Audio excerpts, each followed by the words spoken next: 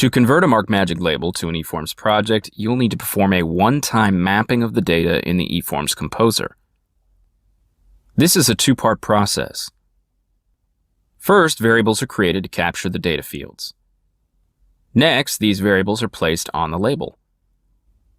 Although this data mapping process only has to happen once, the label can be customized at any time. From the main menu, select File, New Project. From New Project Template, select Blank. Right-click Project and select Add Page. Select OK. Right-click the page and select Add Form. Select Page Size. In this example, we're using a 4x8 label, but this could easily be customized.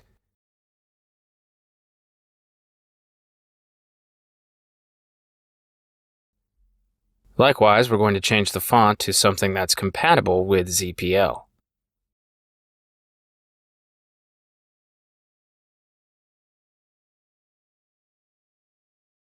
Next, right-click the form, which should say Blank, and select Display Form and Data.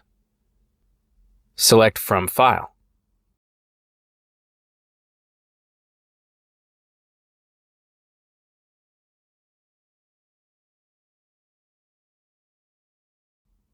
Right-click the form and select Properties General. Check the Exclude Data checkbox.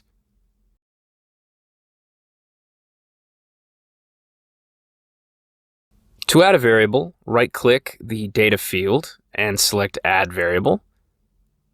Enter the appropriate name and select OK. You only have to add a variable one time to pick up any data in that data field.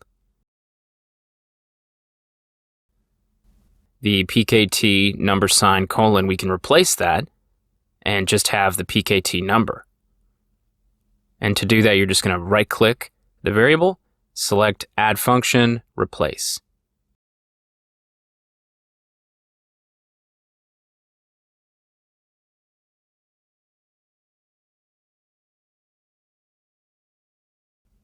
To place the data, we're going to first add a table, and we're going to give the description as main. I'm going to right-click the table and add a row, the description of heading. We're going to right-click the row and select Cell. I'm going to right-click the cell and select Table.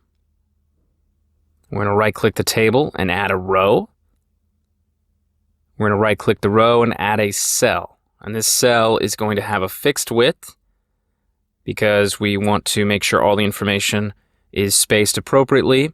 We're going to add a paragraph to this cell. Right-click the cell and select Add Paragraph. And then right-click the paragraph and select Add Text, Variable Value.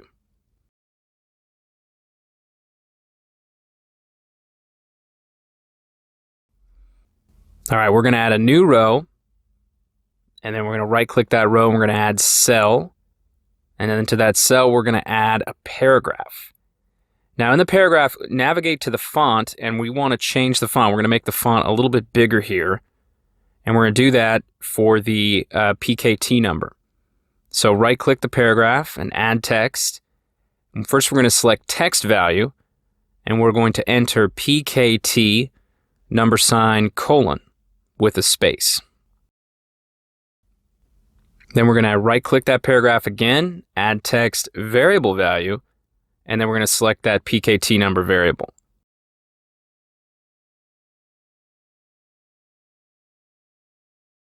Finally, to add a barcode, we're going to right-click the paragraph and select Add Barcode 1D Barcode.